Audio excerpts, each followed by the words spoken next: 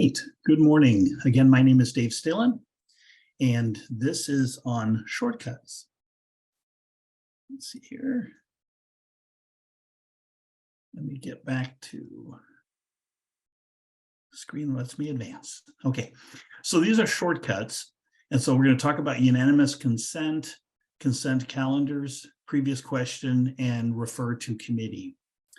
And as I go through these, I do have a bunch of information in here. I think in some cases, to be honest, I may be going into a little bit too much details, but I'll try to keep it moving here. And questions, I'd suggest they go into the chat, and I'll work to time this so that we have a chance for a couple of questions at the end. All right, so Robert's Rules of Order provides us with tools to allow us to shorten meetings. And so we're going to examine several of them here. So again, we'll start with unanimous consent, which was formerly known as general consent. And so the guidelines for this, for unanimous consent, I love unanimous consent. So this is used when there seems to be no opposition in routine business or in questions of little importance. And so this can be used instead of stating the motion or even the formality of a motion in some cases. So the basic form for this is if there is no objection, or without objection, we'll do such and such. And I'll have an example here, but if there is no objection, then the chair may say, since there is no objection, we'll do such and such. If there is an objection, though, and someone can just say objection. So if I'm the chair and I say, if there's no objection, we will close the door, let's say due to noise in the hall. And if someone objects, they just call out objection. And in that case, the chair is going to handle the motion in the regular manner with a motion, a second, debate, and a vote. If has been no motion, the chair might want to prompt for one. So is there a motion to do such and such, or assume the motion? Again, if there is no objection, we'll close the door to the hall. Common situations where unanimous consent is used: adoption of a motion or action without a motion, kind of mentioned that. And that includes the chair assuming a motion. A member wishes to change their vote after the chair has announced the results of the vote. That requires unanimous consent. And that may be one that doesn't occur very often. I don't think I've ever experienced it, but it is an option. Corrections in the minutes, which we had previously heard about, and adoption of the minutes. You normally don't go through and do the formality of a vote on those. You use unanimous consent. Unanimous consent doesn't necessarily mean, though, that every member present is in favor of the proposed action. And so I'll ask a question here, and maybe if a couple of people want to pop an answer into the chat, why might this be true? So if I say, without objection, we'll do such and such. Since there is no objection, we'll do such and such. Somebody might not be crazy about that idea, but why might they not speak out and say, I object? And so trying to get to the right place as far as me being able to see the chat. Well, okay, I'll go ahead and answer that. Sorry.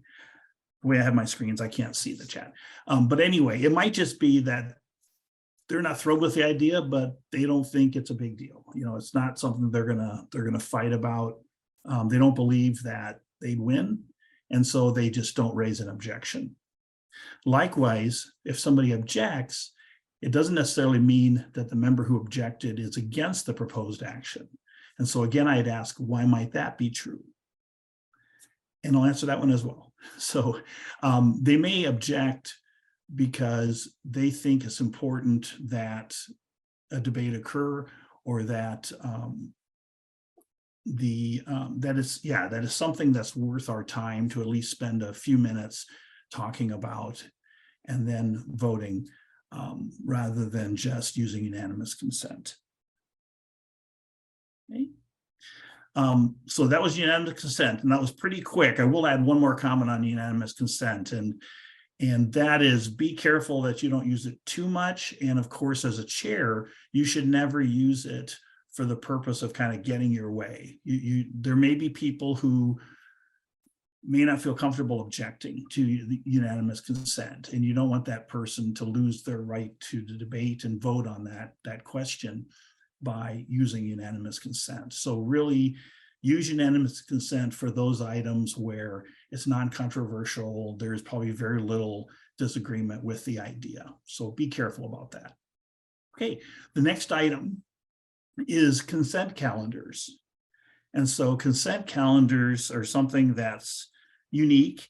There's actually one section in Robert's Rules of Order that talks about this, and that's chapter 41, paragraph 32.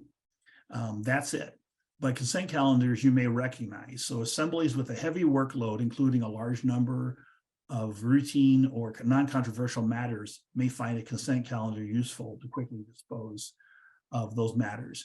And of course, if you don't know, if you haven't watched like a city council meeting, some legislatures, these are very common there, where they have a lot of routine things too that they have to go through and approve. And it's commonly used when a committee has recommendations that are routine and non-controversial.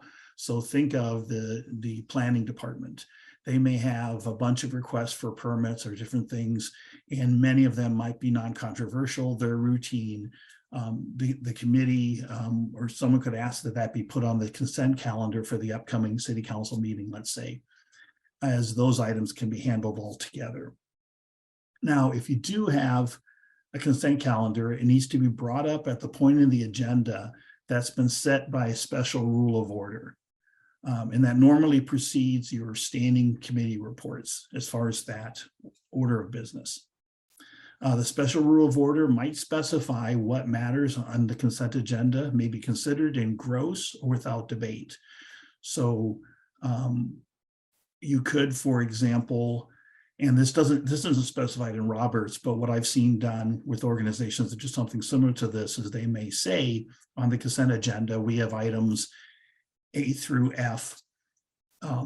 If does anyone want anything set aside for discussion? And if someone says item D set aside. Anything else that wants to be, that members want to have set aside. Nobody says anything, let's say. Okay, item D is set aside. We'll take a vote on items A through C and E and F or whatever. And you can vote those up or down just as a group. And then you could go back to D and treat that as a regular motion and debate it and discuss it and then vote on it. It doesn't specify that in Roberts, but that's how I've seen similar things to consent calendars handled. Let's see. And if you don't have something specifying that the matters can be considered in gross or without debate, then really the consent calendar only provides an easier way for those matters to be added to the agenda for consideration. And you still want to go and probably consider each of them unless somebody makes a motion to consider them all together. Hopefully that makes sense.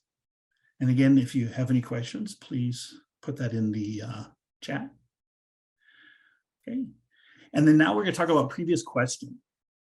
So this one, Miriam, I believe, said that amendments is a big section in Roberts. That is true. Previous question is also a section in Roberts where there are a lot of rules if you really get into the details.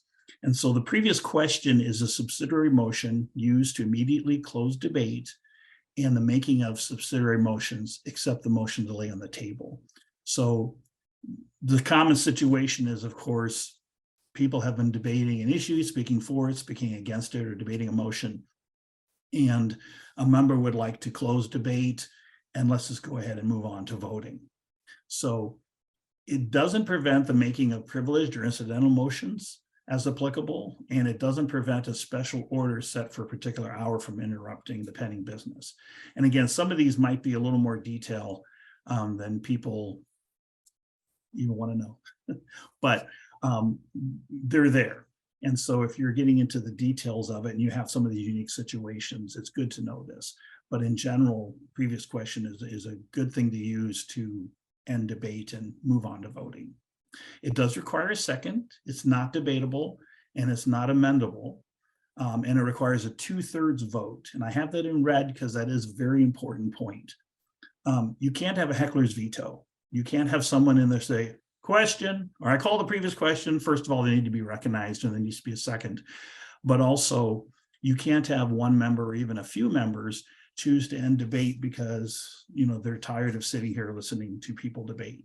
It takes a 2/3 vote to for the previous question to be called and then to move on to voting. And the reason, of course, is because if you do this, you're telling people you can't debate anymore. We're not going to listen to you anymore. You know, there may be somebody who hasn't had a chance to speak yet. And so you're taking away their right to speak and debate. And so that's why it requires a 2/3 vote. So, but definitely no heckler's veto. They have to be recognized, seconded. And then the previous question itself, ordering the previous question, has to be voted on. So there's a couple of different forms of calling the previous question. One is the unqualified form. So if someone moves, I move the previous question, that applies only to the immediate pending question. And this will make sense in a second.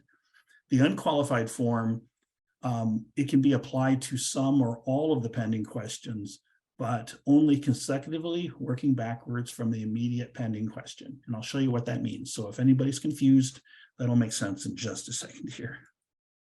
Okay, so this is an example of multiple pending questions. So in this example, the assembly's been making motions and debating. So they had a resolution that was moved. There was an amendment to the resolution that was moved. And then before that was decided, someone made a motion to refer the resolution and its pending amendment to a committee. And then while that was being debated, an immediate pending motion was made to postpone all questions to a definite time, you know, let's say the next meeting. So if somebody used an unqualified motion and said, I move the previous question, that would only apply to D. So if that was seconded and then a vote was taken and the vote had a 2/3 or greater majority, or 2/3 or greater vote in favor, then D would be the question that we're going to vote on right now. We're done with debate. Now we need to vote on D. But a qualified motion to call the previous question could apply to more than D. So, but again, kind of only working backwards. So I could say, I move, I call the previous question on the motion to postpone all questions to a definite time and the motion to refer the motion and its pending amendment to a committee. And if I get a second and we get a 2/3 vote, we go right to voting on D and then C in general. But so you could do D and C, D, C and B, D, C, B and A, but you can't say I call the previous question on D and B or C and A. You have to kind of work backwards. So hopefully that makes sense. And very seldom are you going to probably be this deep into questions, pending questions, that it gets this complicated, but it's important to kind of understand that point. Right? And let's see here. Okay. So there's additional rules and explanations for calling the previous question. If someone makes a non-standard motion, like if they say, I call the question, or I call for the question, I move to close debate and vote, any of those things are acceptable. They're really just simply a motion for the previous question. Don't worry about the fact that, as I sometimes call it, they're not using the magic words. You don't always have to make a motion in the exact preferred language for the intention to be understood. A motion for the previous question may motivate unanimous consent to end debate. So this is actually one of the good things about it. So if somebody makes a motion, Madam Chair, I move the previous question and is seconded. Sometimes the chair can just then say, if there's no objection to closing, or is there any objection to closing debate? And if nobody objects, forget about voting. Unanimous consent is automatically 2/3 or greater. So that's a good opportunity because it may also prompt people, yeah, they're right. We've been talking about this long enough. And so you don't always even get to the point where you have to vote on ordering the previous question. But if someone does object, if the chair proposes unanimous consent in that case, then yes, you would need to vote immediately on the call of to order the previous question, and it would require a 2/3 vote or greater. So after a successful vote on ordering the previous question, a vote is still needed on the immediate pending question. So in this case, if I just said I call the previous question, it was seconded, then we would vote. And if 2/3 voted in favor of the previous question, the chair then needs to turn around and immediately ask for a vote on item D in our example, the immediate pending question. So you don't go back into debate. That's what we just decided not to do. So you go right to that vote. And calling the question isn't the vote on D in this case itself. It's just, are we going to end debate at this point? Right? When voting on a series of motions on the previous question, the vote occurs on each question that is included in the motion for the previous question. So again, if I specified, and I'm just going to use the letters here, but D, C, and B, then voting would need to occur on each of those in that order, D, C, and B. If there's a motion to postpone, commit, or postpone indefinitely, and that's adopted, if that's one of those that you're considering, D, C, or B, when you get to that, and if that's adopted, then the execution of the order to interrupt is interrupted after it has been partially carried out. That's a technicality, but it makes sense that, of course, if D is to postpone indefinitely and that vote is successful, you're done. You don't need to go on to the others. So there are more rules and explanations for calling the previous question, and you can see Robert's Rules, 12th edition, section 16, and they'll have them in there. But the important point here, of course, is that calling the previous question can end debate, either formally by voting with 2/3, or hopefully by kind of prompting people to wrap up the debate and using unanimous consent to go ahead and ending debate and moving right to voting. And so a form an example, for this. So let's say member A obtaining the floor, I move the previous question. Or if they want to cover more than just the immediate pending question, I move the previous question on, and then they specify the motions. They kind of say what D is, what C is, what B is, however far they want to go. The chair would then say the previous question is moved and seconded on, and they name those motions. And again, this is to make sure that everyone understands what we're voting on. The other thing is, if you don't think your members understand what calling the previous question means, then the chair should, of course, explain that calling the previous question is a motion to end debate and vote. The chair then puts the question without asking if members are ready for the question, since the previous question is not debatable. So the chair might say, those in favor of ordering the previous question on, state the motions, rise. You pause, you're looking at how many people are rising roughly, get an idea. Be seated. Those opposed, rise. Be seated. And then the chair is going to announce the results of that vote. If the motion is adopted, the chair announces that and goes immediately to put the question on the first pending question, D in our example. If the motion is lost, then the chair announces that it's lost and states the question on the immediate pending question, D. So if the vote is less than 2/3, then you're going to continue the debate. That motion didn't pass. So again, previous question is a good thing. It is sometimes misunderstood by folks. Sometimes, again, somebody just tries a heckler veto question. I call the question. No, a single member can't end debate just because they're irritated that it hasn't wrapped up yet. All right. And then the last one on mine is referring to committee. And so referring to committee is very handy. So this, of course, this is a subsidiary motion to commit or refer, or the subsidiary motion to commit or refer is generally used to send a pending question to a relatively small group of selected persons, a committee, so that the question may be carefully investigated and put into better condition for the assembly to consider. And this is a great one to use.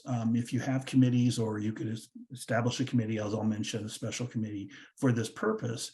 But as I believe it was Miriam had said, you don't necessarily want to have your entire assembly in a meeting working over all the details. If it's going to take a long time, if it's complicated, it might be best to send it to committee and let this smaller group figure out what might be best, and then come back like at your next meeting with a proposal. So there are three alternatives where the assembly handling the motion themselves might be better than turning it over to a smaller group.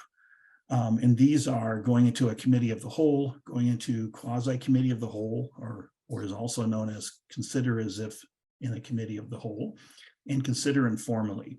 The first two here, you may never see. I haven't actually seen them in practice, but they, high level, they relax some of the rules. Number of times members can speak, that sort of thing, so that the discussion can be more informal than it might be if you run your meetings more formally. Consider informally also relaxes some of those rules, but we're not really going to go into those three in this discussion, as we can do that for a full half hour or more probably. So, okay, so the motion to commit or refer is a subsidiary motion when it applies to a pending motion. And that's probably the most common, and that is really the one I'm focusing on here. Is, let's say we have a motion to do something, maybe you start debate and members realize that, yeah, this is pretty complicated, or we need more information, we need to do some research to be able to make a wise decision on this motion. And so a motion is made to commit or refer it to a committee.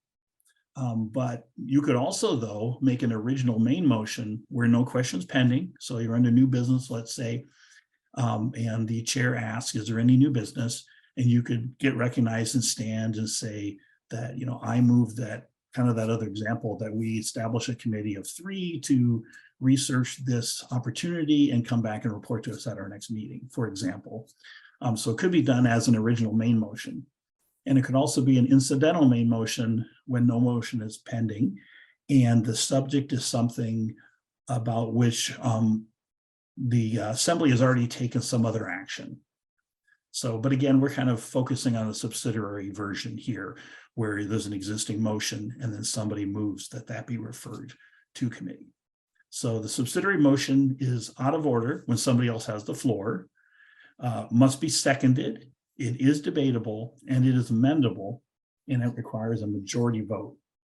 Now, debate on the motion to refer something to committee only extends to the desirability of committing the main motion to a committee and the appropriate details of the motion to commit.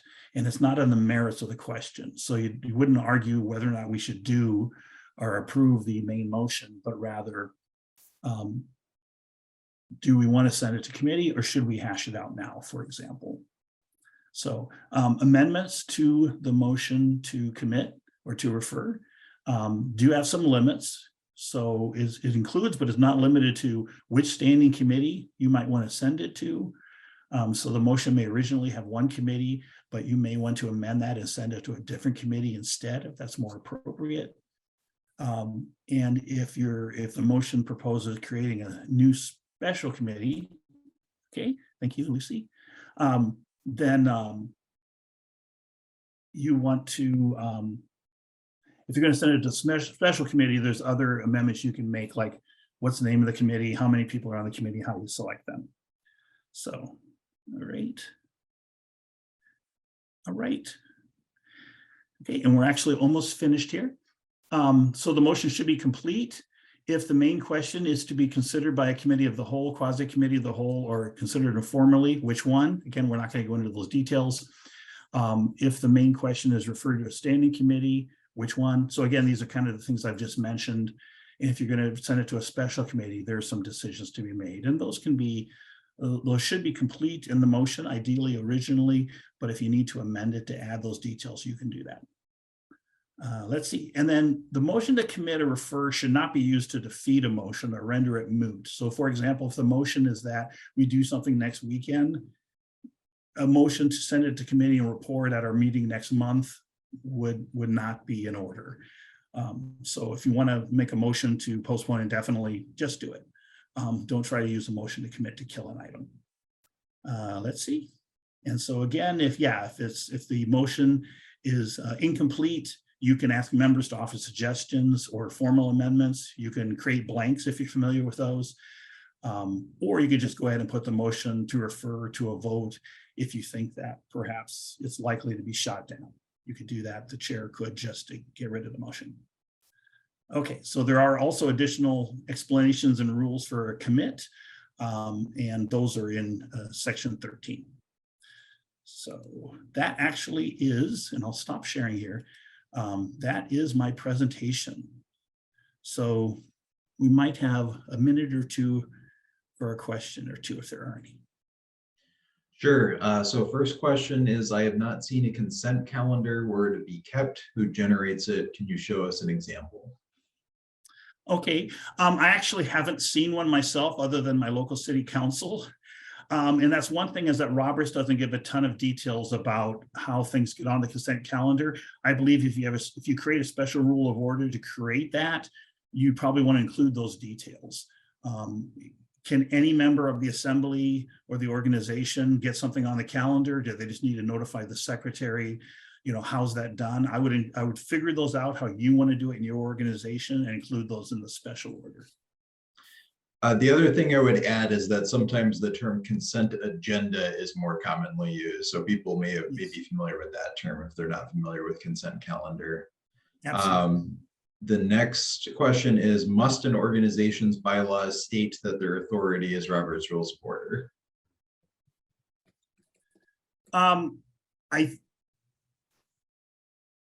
That's a good question. I think an organization should have a parliamentary authority, and I recommend Roberts. I really like it. I don't know if as a custom, an organization might kind of follow that, but I don't think there's a requirement that I know of that organizations must specify a parliamentary authority.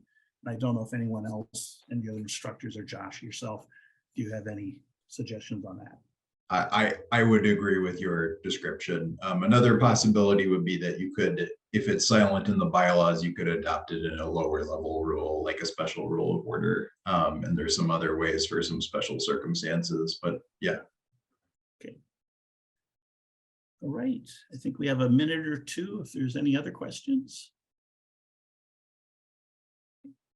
If not, thank you. Thank you very much, David. And we will, you too deserve a piece of candy. I kind of like your motion, Miriam. I'm looking for my box of chocolates. It made me hungry. So if people want to run and grab a box of piece of candy or refresh your coffee cup or something, we will reconvene a quick break at, I have 10:50.